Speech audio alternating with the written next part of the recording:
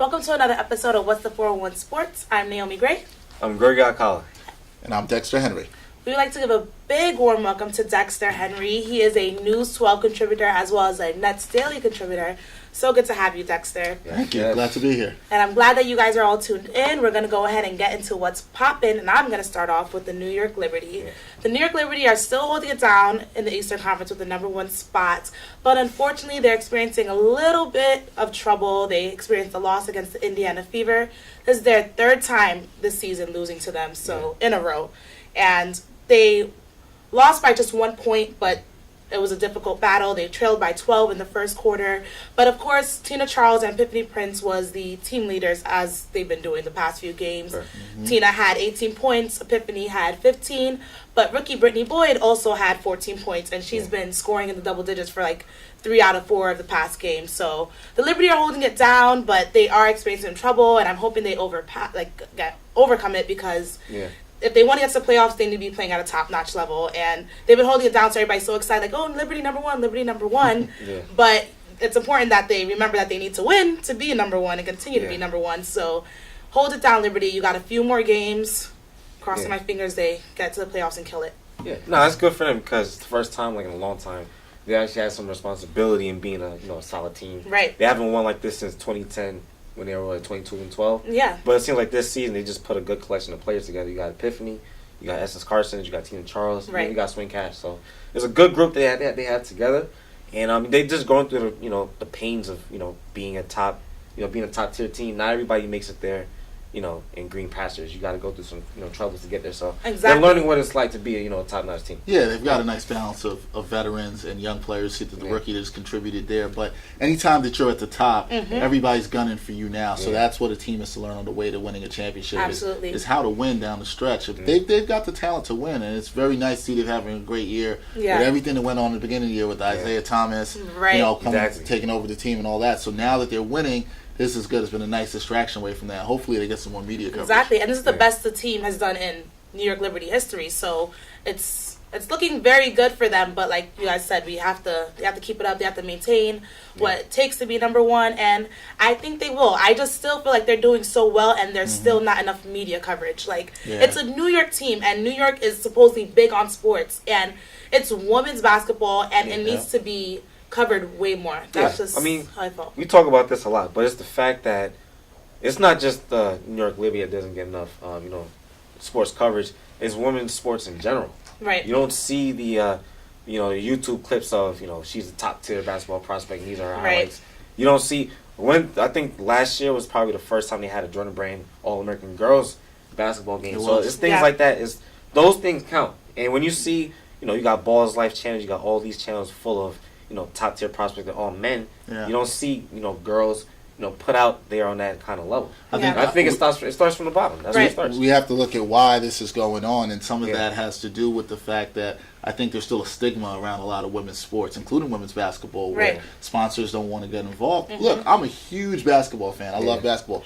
Good basketball is good basketball. Exactly. Right. And that's what matters. And I think that as there starts to be more dominance in the league, I think more players that sort of transcend the sport with the WNBA, which I think there has been. I think there's been some really good players that have done that, from Diana Taurasi and others. Yeah. When that happens more, I think women's basketball really needs somebody to dominate on a Jordan-like level. I think when it gets to that point where someone's consistently putting up 30-point games, even 40-point games, I think that's going to start to get the attention. And maybe the other people that like me that don't maybe we'll watch occasionally, they're going to say, hey, that's good basketball. We want to watch. Right. And that's the thing. They actually play the cleanest basketball of the two male and female. They play the right way.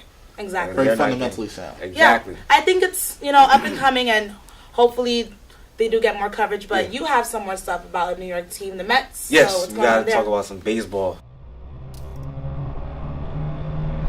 Your favorite sport. Yes. The Mets, they're in the midst of a playoff chase, trying to chase the pennant. But they kind of got some sour news. Lucas Duda is going to hit the 15-day DL, and he's there because of a stiff lower back. So because of that, manager Terry Collins, he's going to use Michael Kadire at first base. Yeah. To try to take his the old legs out of the outfield and keep guys like Michael Conforto and Luan Lagares and Granderson out there. But I think What the question is can this hurt the Pennant, chase? Because he is a vital part of that team, and he's had his moments this year. He's hit 247. He has 21 home runs. He's a big bat in that lineup. And then with the way Sandy was able to craft the team around the trading deadline and gathering all that talent, especially Cespedes, Kelly Johnson, Juan Uribe, it's kind of tough. But they are going to get David Wright back, so he's coming back, and Steven Matz is going to come back. So, do you think it's going to hurt their chances? No. I wouldn't. If I'm a Met fan, I wouldn't be worried about it. If I'm worried right now, I'd be worried a little bit about their bullpen. Yeah. I think as far as hitting goes, once they made the trades and got Kelly Johnson and Cespedes here, you've seen what the Mets offense has done. Although it is happening against a lot of bad pitching, bad teams, they feasted on that. This lineup seems more confident. They're ready. I think if one person goes down, the next person's going to step up. The biggest thing with this Mets team right now is they have flexibility. They've got people like Kadire. They can put it first. He can play in the outfield. Conforto now gets to play a little bit more, which a lot of Met fans want to see. Yeah. So I'm not really worried about the hitting, and I don't think that's going to hinder them from making it to the playoffs. Right now, they're in a good position in first place. Yeah. They're trying to hold off the Nationals. It comes down to them pitching and timely hitting. Yeah. But for me right now, they have some issues in the bullpen where they get it to Clippard and can they get it to Parnell. If they can do that, they'll be fine. It's the bullpen I worry about, not the hitting. And that's pretty much the main problem because it's not even can they get it to well, that is the thing. Can they get to Clipper? Can they get to Familia? But it's the seventh inning. That's where they're having trouble because they can't even get to the starters could pitch 1 through 6, but it's the seventh inning, that's where they're running into trouble. Right. And a lot of they're leading a lot of these games, but they're bullpen's pretty much blowing it. Yep. So they gotta bridge the gap. Maybe Sandy could pull off another great move, towards the end, but we'll see. But to stay on the topic of baseball, there's some debates going on right now versus the experience of the ballpark and the safety of the fans at the ballpark. Some people are arguing that there needs to be some netting and protection for the fans through the first and third base, basically to protect them from the strong hits that come in the way, the balls, getting knocked, getting injured. And then there's some people arguing like, no, you're killing the experience. Like, let us wrestle each other and try to grab the ball or risk our lives by getting injured. So, what do you guys think? Do you think that there should be some protective nets? And they have to be. You can't wait until more casualties take place, in the game. You got to make sure that. I mean, the fans should be the number one priority. They buy the tickets. They're the reason why baseball has the money it has. So you got to take care of the fans. I mean, I know what they're saying. Why it could take away some of the, take away from the game because. You got your tickets and you're sitting in the front court, but you got a net. Right, so exactly. Fish here, so it's like, it will take away the game, but you can't take away the price of being safe at a baseball game, enjoying yourself. The way I look at it is, there are people who love hockey, and I'm not the biggest hockey fan out there, but nobody complains about the glass being in front of the the ice. You don't want a puck coming and hitting you in the face. I don't want a baseball hitting me in the face, right? And I don't want a bat flying, which we saw this year happen in Boston. A bat sharded. Flew into it and injured a fan. Here's the question that comes to me here. It's a matter of safety. I think we all can agree with that. Mm-hmm. Baseball is what I like to say. It's like America. They don't like to change that much. Mm-hmm. Baseball likes to stay very traditional, right? So it's. I think a lot of people say, "Hey, this is unsafe," but will baseball actually say, "Hey, this is something we need to do," and actually change it? I think they should change it. I think safety comes first for the fans. Right. I think that should happen. The question to me is, will baseball also do it? Look, it took them a long time to get a steroid plan in place. Right. I have no faith in baseball doing it anytime soon. I doubt they're going to do it. It would be nice to see that because, like you guys said, the fans are the ones buying the tickets. They need the safety. But we're going to miss out on some good highlights of people catching the balls and, some replays.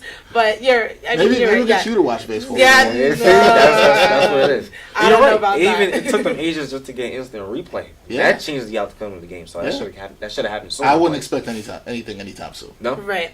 But enough with baseball, thank the Lord. We're going to go ahead and start talking about some Jets football. And preseason. So the Jets actually won a game in the preseason. They beat the Atlanta Falcons 30-22. And Bryce Petty, Ryan Fitzpatrick, and Leonard Williams, those are the guys to talk about when it comes to that game. They started in that game. Petty actually went 13 for 19, 168 yards, touchdown. Fitzpatrick went 12 and 19 for 118 yards. And Leonard Williams, the first round pick, he actually made his way to the quarterback, over multiple times. And he actually picked up like 3 hits, but 5 tackles in general.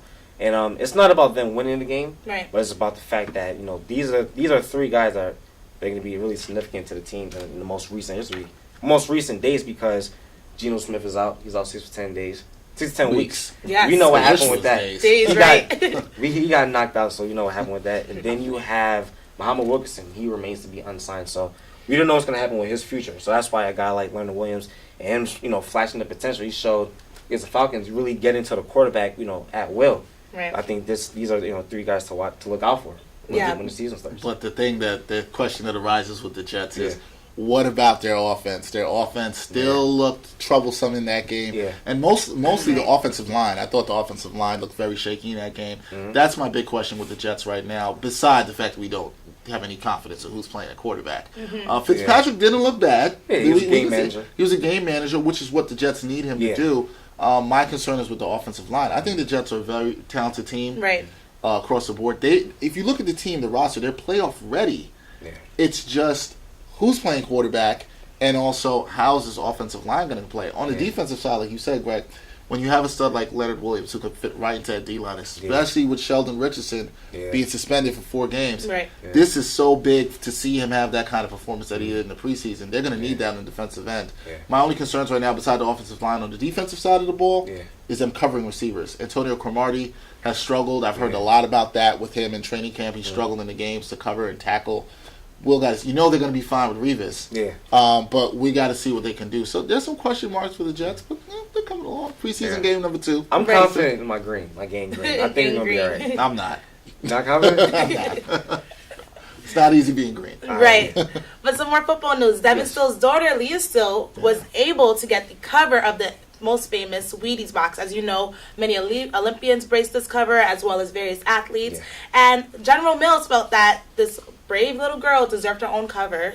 Well, not cover, her own little feature on the box. So they made her a personalized one. It's not available for anyone to purchase, but it was made personally for her. And I find that very nice, because when she gets older, she gets to look back at that and, just look at, like, wow, I did so much for people. I changed people's lives. People recognize my battle. And it's just a really beautiful thing. So I'm very happy for their family to have their own box and, that symbolized strength and perseverance. So congratulations on your Wheaties box, Leah. Yeah.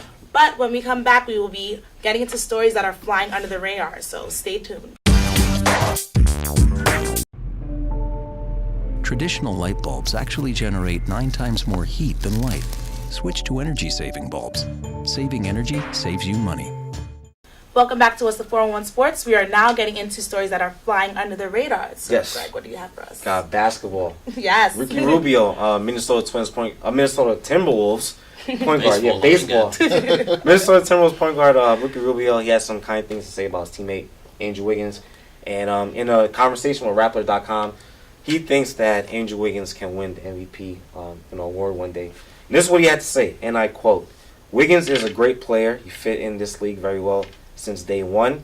And I think as a team, we're really young, but we're adding some veterans that's going to help us grow and follow where we need to go, and that's pretty much making the playoffs."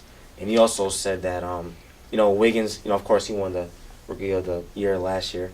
And when he talks about veterans, he's talking about guys like, Andre Miller that they had in the offseason, Tayshaun Prince, Kevin Garnett, who has a chip, and even Kevin Martin, he's still there. Yeah. So he thinks the world of Andrew Wiggins. I think he could be an MVP award candidate one day. Maybe not soon, but I think he wouldn't say this if he didn't think that the Timberwolves are on the brink of doing great things, in the coming future, because they really do have a lot of great assets, and they're all young. They're all lottery picks.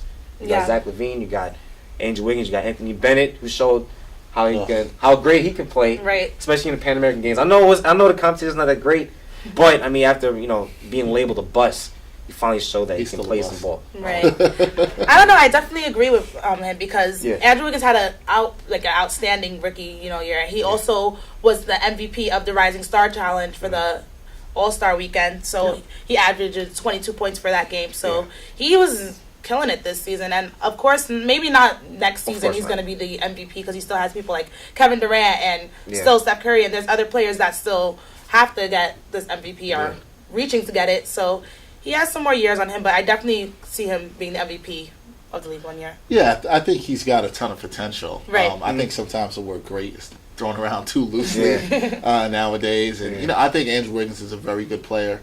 Obviously, we know he is a very underrated defender. I think he has a chance to be an elite defender in this league. The key thing for him is how his jump shot develops and how consistent he is with the shot. If he becomes a consistent scorer, has a great jump shot, he's got a chance to be one of the special players in this league. And with the talent he has around him, if the Wolves can keep that talent, and they've got a lot of great talent. I just use the word great. A lot of good talent around them. Okay, guys. Then I think that he shows that he can make those guys better, which is what MVPs have to do. Absolutely. Then he definitely can be a MVP. Right. Traditional light bulbs actually generate 9 times more heat than light. Switch to energy-saving bulbs. Saving energy saves you money. J.R. Smith, who is returning to the Cavaliers, he signed a deal for 2 years that will be worth more than $10 million. And he took to Instagram to explain that he's going to be back with the Cavs. He wants to reach the ultimate goal of winning an NBA championship, and he feels that this team has a roster that is built around possibly winning an NBA championship. So I'm proud of him for making this decision. And I mean, I feel like where else, I don't think he would have fit in anywhere else. Another team, nobody was trying to give him money anyways. So he took a pay cut by re-signing with the Cavs.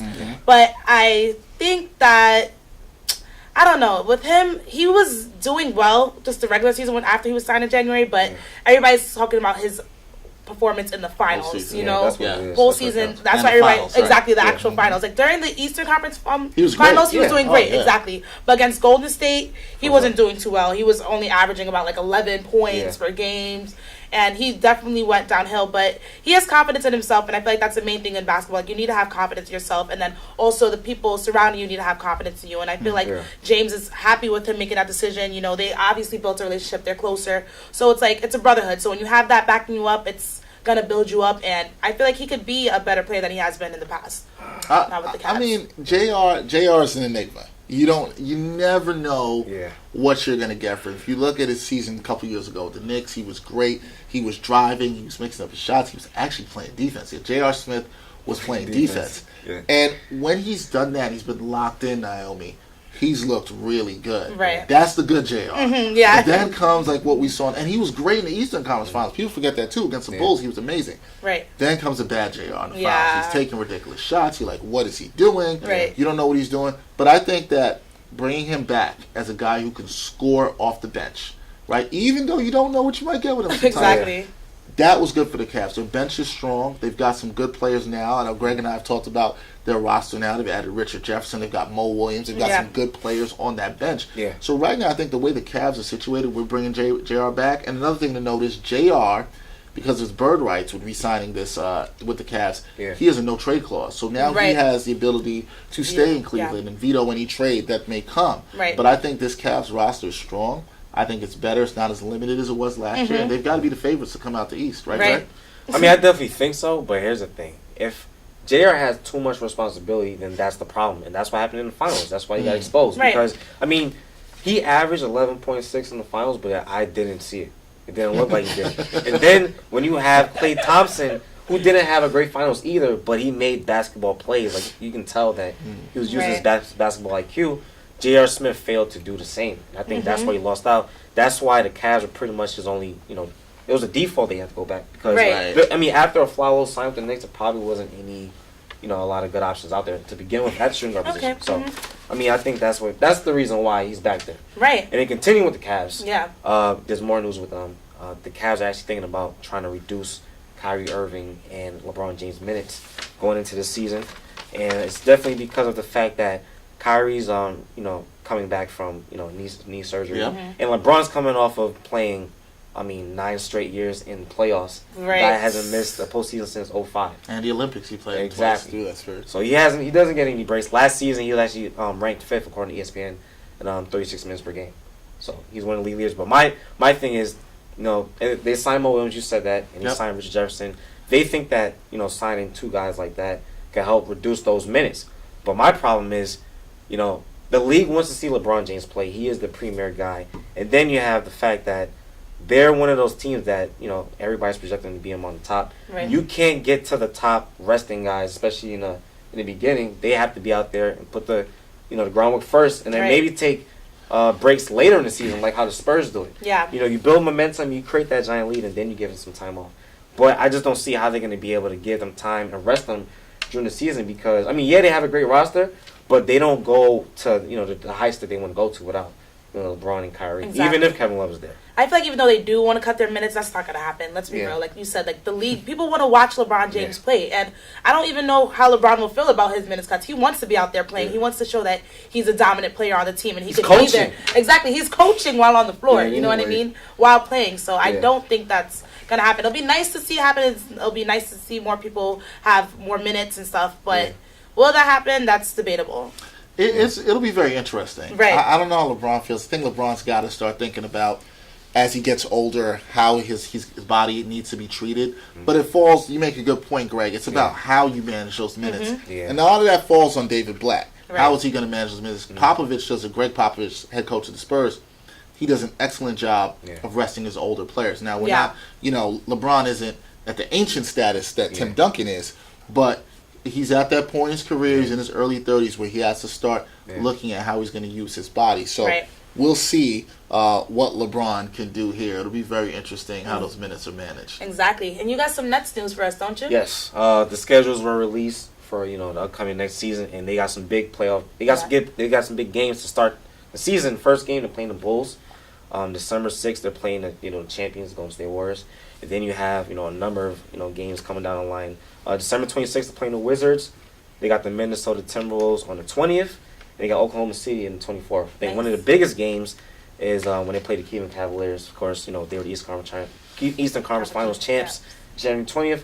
But I feel like for the Nets, they're really a team that doesn't have any personality. So it's kind of like the only team that there's a game and you can tell, all right, this is a significant game. It's when they play the Knicks. That's pretty much the only team that can get them riled up because there's not much going there. The games are kind of boring when you go there. It's too nice of an environment. Right. It really is. You know what I mean? I have to agree. I've gone to a couple of Nets games, and obviously the hype of it being a Brooklyn team now is what got their seats filled, I have to say. But, I mean, going to the game, there is a lack of energy. I mean, I love seeing the dancers dance, you know, but once the game starts going, it's kind of like... Because when you think of Brooklyn, you think of grit, think of outspoken, aggressiveness. Exactly. There's not a lot of players on that team that fit that you know, those adjectives, especially not Darren. I think that some of the points you guys make about the experience at the Barclays Center for Nets games, you know, I'm there a lot, and some of my Nets Daily fans that watch this are not going to be thrilled about it. Yeah. I don't disagree with what you guys are saying. Right. Yeah. I think part of the problem with the Nets fan base is it's always been all over the place. They started off in Long Island, then they were in Jersey, now they're here in Brooklyn. Yeah. Here in Brooklyn, all of us born and raised in Brooklyn, there's no identity to the team. As the fan base doesn't even have identity. Forget the team. The fan base doesn't. It's growing. I think you have to give the Nets about 10 years of them being in Brooklyn. Right. There has to be a generation of kids growing up watching the Nets. Absolutely. Actually want to, because there's still, you know, a lot of Knicks fans here in Brooklyn. And I think when that happens, maybe you'll see more. But the team right now, here's a concern. You talked about those games, Greg. Greg, there was one win. Nationally televised game. Again, I say one nationally televised game. So the Nets aren't even a draw, and in the New York market, the Knicks only have 7 years, 8 nationally televised games for both teams in this market. That's not good for New York. It's not a good look for Brooklyn. The average text takes your eyes off the road for nearly 5 seconds. At highway speeds, that's enough time to travel the length of a football field. Stop the texts, stop the wrecks. My new dad teaches me all kinds of stuff. I wouldn't use this one. He helps me with my decision making. Never. And he's even teaching me how to drive. And that's why cars have bumpers. You don't have to be perfect to be a perfect parent. Thousands of kids in foster care will take you just as you are. Welcome back to us at 411 Sports, and now we are putting people who have been behaving badly on the bench. So we got Sam Ukwuachu. Hopefully I said that right. He's a former All-American as a freshman. He played at Boise State before transferring to Baylor. But he's in the doghouse because he's going to serve 180 days in jail for sexually assaulting a soccer player on the Baylor's team. So. Wow, we can't even put him on the bench. You have to be in the doghouse for jail. that. That is, that's where he's jail. Going. So exactly. That's where he's going. He's going to jail. Yep. As he deserves. That's insane. Yeah. Another person who we're putting on the bench is Steve Sarkisian. sorry, I definitely butchered that name, but he's the USC coach, and he was doing some foul behavior, and he was reportedly drunk at one of their booster meetings, and he was throwing a bunch of F-bombs, ripping the other teams to shreds, and supposedly this isn't his first time having a little drunken outburst, but he released this. I sincerely apologize to my players and staff and to our fans for my behavior and my inappropriate language at our kickoff event on Saturday night. I have responsibility to all of them, and I let them down. Pat Hayden talked to me after the event and about my actions, and I assured him that this will not happen again. So all these, I just feel like these people in these positions just apologize for their actions, but they're not really sorry about them. For this to not be your first time having a drunken, belligerent outburst in this situation where there's the cheerleaders, the football players, the fans, you're an adult. You should act accordingly. And why are you getting drunk before these events? You're not an undergrad, student at these events. Do better. You're expecting them. Exactly. Exactly. That's the problem. I definitely agree. Yeah. You got to do better at these and situations. I think you make a good point about the public apologies. Another person I'll throw on the bench is Cris Carter, who made some comments in a symposium to NFL rookies. He told them basically to have a fall guy within their crew, and in case they get in trouble. So basically, not to tell the rookies that maybe you just should do the right thing and not get in trouble, but in case you get in trouble, one of your boys willing to take the fall, go to jail for you. While he was wearing he really said this. While he was wearing his Hall of Fame blazer. Oh no! This is and I've met Cris Carter. He seemed like a really nice guy. He was a mentor to Larry Fitzgerald while I was at Pitt. And when I heard this, I said, no. This is ridiculous. Now, he's apologized. Obviously, we know he works for ESPN. Yeah. I don't know their comment on the situation, but he's apologized. And it's like, well, this is what you felt. This is what you told these men. Exactly. A lot of these young men who were making money for the first time in the NFL, you told them. So let's add Cris Carter to the bench. He deserves to go there, too. Exactly. My new dad teaches me all kinds of stuff. I wouldn't use this one. He helps me with my decision making. Ever. And he's even teaching me how to drive. And that's why cars have bumpers. You don't have to be perfect to be a perfect parent. Thousands of kids in foster care will take you just as you are. The average text takes your eyes off the road for nearly 5 seconds. At highway speeds, that's enough time to travel the length of a football field. Stop the texts, stop the wrecks. Welcome back to What's the 411 Sports. Now we're getting to things that are in the pipeline, events that are in the pipeline, sorry. We are going to be seeing the New York Liberty back at Madison Square Garden on September 1st. They'll be taking on the Atlanta Dream. And then on Thursday, September 3rd, they'll be at the Garden again, taking on the Chicago Sky. Yeah. Tip-off is at 7 p.m. for both games. Sorry. Then you got the U.S. Open for tennis. It's going to be from August 31st to September 13th. Make sure you guys tune in to all the events because they are all amazing. Yeah. But unfortunately, we are done with the show. Hate to come to an end as always. But whatever you guys do, please make sure to subscribe to our YouTube channel. Follow us on Facebook, Instagram, and Twitter, all at 411 Sports TV. So thanks for tuning in. I'm Naomi Grey. I'm Gregory Alcala. I'm Dexter Henry. See you guys next week.